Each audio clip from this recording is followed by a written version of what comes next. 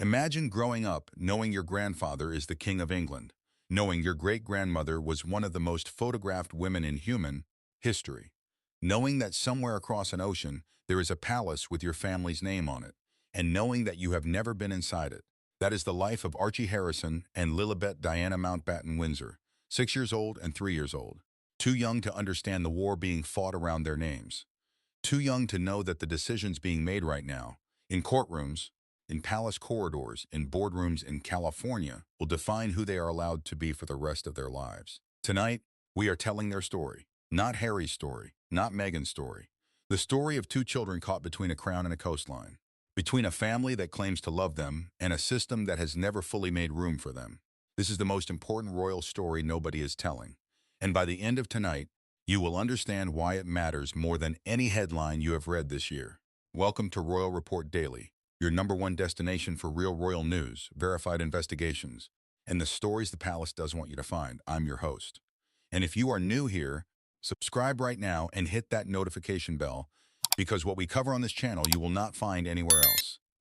Every single week, we go deeper, we go further, and we go to places the mainstream media is too afraid to touch. Tonight is one of those nights. Let's get into it.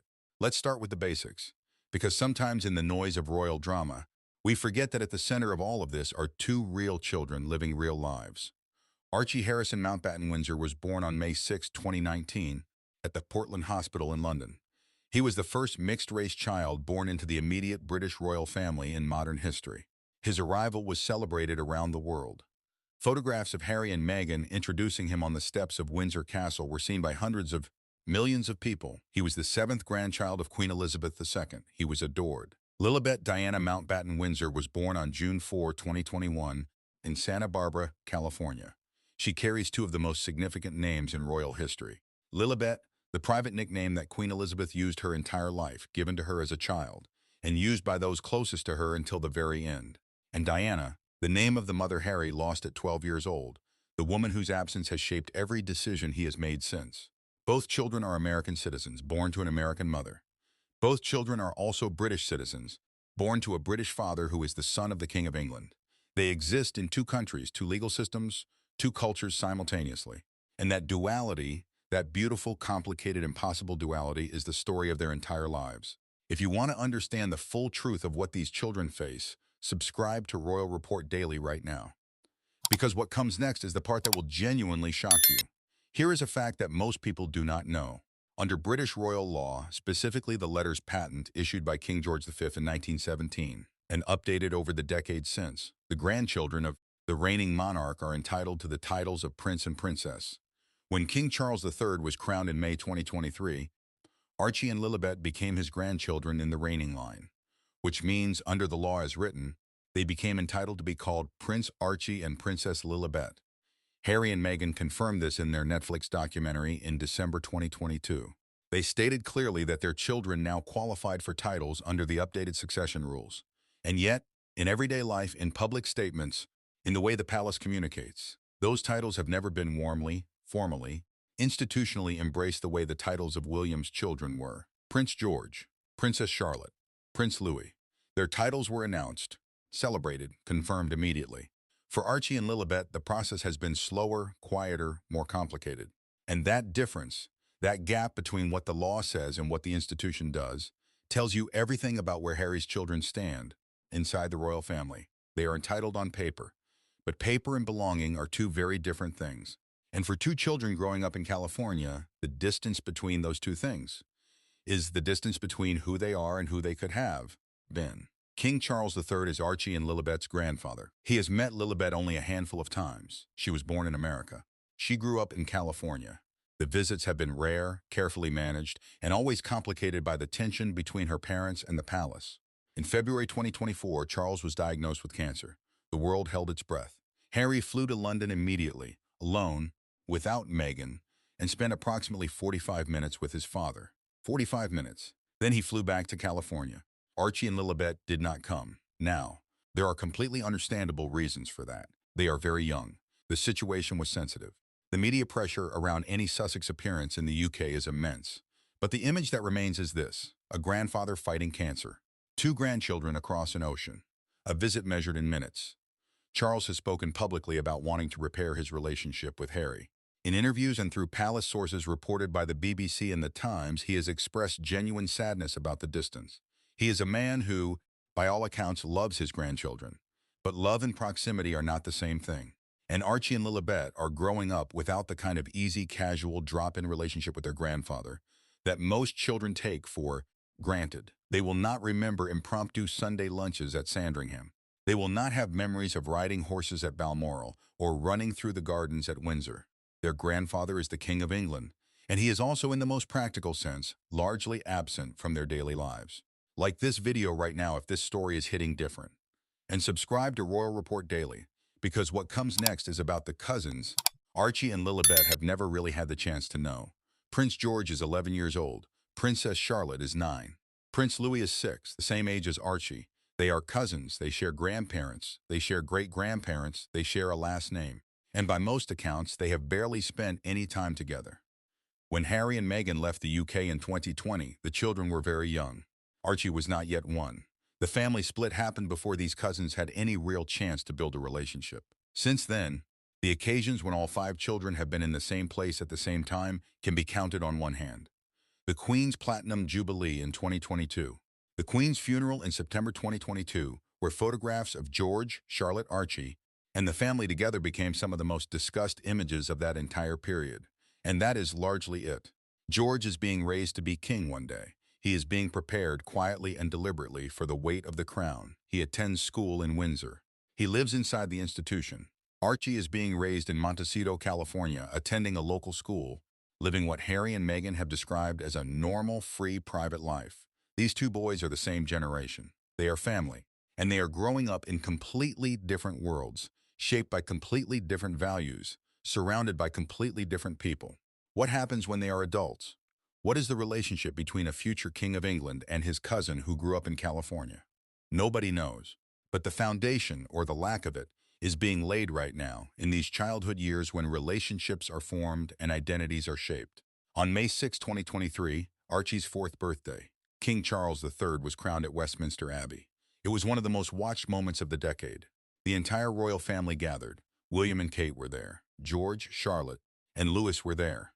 George serving as a page of honor to his grandfather, dressed in ceremonial uniform. Standing in the Abbey as history was made around him, Harry was there, sitting in the 3rd row, without a ceremonial role, leaving the same day. And Archie and Lilibet were not there. On Archie's own birthday, his grandfather was crowned king, and Archie watched from California. Harry and Meghan explained they wanted to protect their children from the intense media pressure that would have surrounded any Sussex appearance at the coronation. That is a completely valid parenting decision. But the absence carried weight that went beyond logistics. George stood in Westminster Abbey and participated in one of the most significant ceremonies in British history. He will carry that memory for the rest of his life. It will be part of who he is. Archie, his cousin, his peer, the boy born the same year, was not there. And the contrast between those 2 experiences, between those 2 childhoods, is the clearest picture we have of what Harry's decision to leave the royal family has meant for his children. Not just for him, for them. Do not go anywhere. Subscribe to Royal Report Daily and turn on notifications, because the next part of this story is the one that answers the question everyone is really asking. What kind of future do these children actually have? There is one name that hangs over everything in this story. Diana. Princess Diana died on August 31, 1997, in a car crash in Paris. Harry was 12 years old. He has spoken repeatedly in interviews, in therapy discussions, in Spare, about the trauma of losing his mother, about the grief he was never allowed to properly process, about the way the institution moved on while he was still broken inside. And now Harry is raising 2 children who carry Diana's legacy in their very names. Lilibet Diana. Her middle name is not an accident. It is not a coincidence. It is Harry's most personal statement, his way of keeping his mother present, of making sure she is part of his children's identity, even though she died before they were born. But there is something else Diana represents in this story. A warning. Diana was a woman who did not fit comfortably inside the royal institution, who struggled with its rules, its coldness, its demand for silence, who eventually became more powerful as a symbol outside the palace than inside it, and who, ultimately, paid the highest possible price for the life she tried to build. Harry has said explicitly that one of his driving fears, the fear that pushed him to leave the UK, to fight for private security, to challenge the British government in court, is that what happened to his mother could happen to his wife or to his children. That fear is not paranoia. It is the lived experience of a man who watched his mother destroyed and then watched the same machine turn its attention to the woman he loved. And it is the context in which every decision about Archie and Lilibet's upbringing must be understood. Harry is not just raising two children. He is trying to break a cycle, to give his children the safety and freedom his mother never had. Whether he is succeeding and at what cost is the question that defines his entire life right now. Archie is 6, Lilibet is 3. One day, sooner than anyone is ready for, they will be teenagers, then adults. And they will have to answer questions that no child should have to face. Who am I? Am I British or American? Am I royal or civilian? Do I want a relationship with the family that treated my parents as outsiders? Do I want to reconnect with the institution my father walked away from? Do I want to be part of the crown story, or do I want to write my own?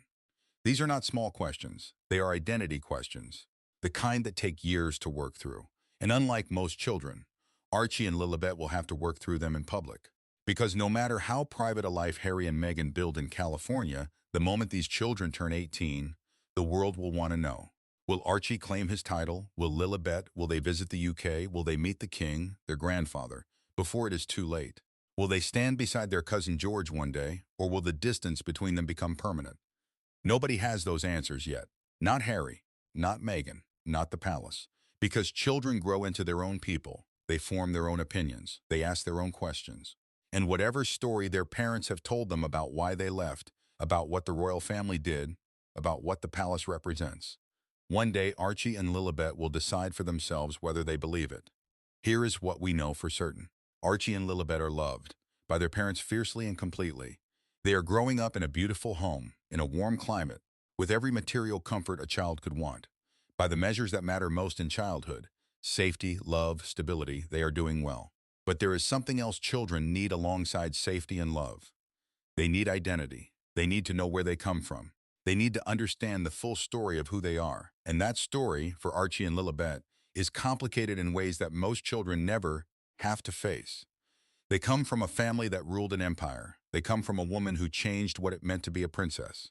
They come from a man who gave up everything for love and then watched that love become the most complicated chapter of his life. They carry a grandmother's nickname and a grandmother's legacy in their very names. And they will grow up knowing that across an ocean, in a palace they have never slept in, history is being written and their chapter in it is still uncertain. That uncertainty is not their fault. It was never their fault. They are children. And children deserve more than to be caught in the middle of something they did not create and cannot control. Whatever happens next between Harry and the palace, between Meghan and the institution, between the Sussex family and the crown, the world should never lose sight of the two small people at the center of it all. Archie, Lilibet, two children between two worlds, and a future that nobody, not even the King of England, can predict. That is all for tonight's investigation on Royal Report Daily. If this video made you think, made you feel, or made you see this story differently, hit that like button right now. It takes 1 second, and it means everything to this channel. Subscribe if you have not already, and turn on notifications, because we post new investigations every week, and you do not want to miss what is coming next. Share this video with one person who follows the royal story, because the more people who know the real truth, the better. I'm your host.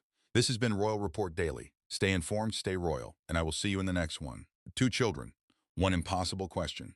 Subscribe to Royal Report Daily, and be here when the answer finally comes.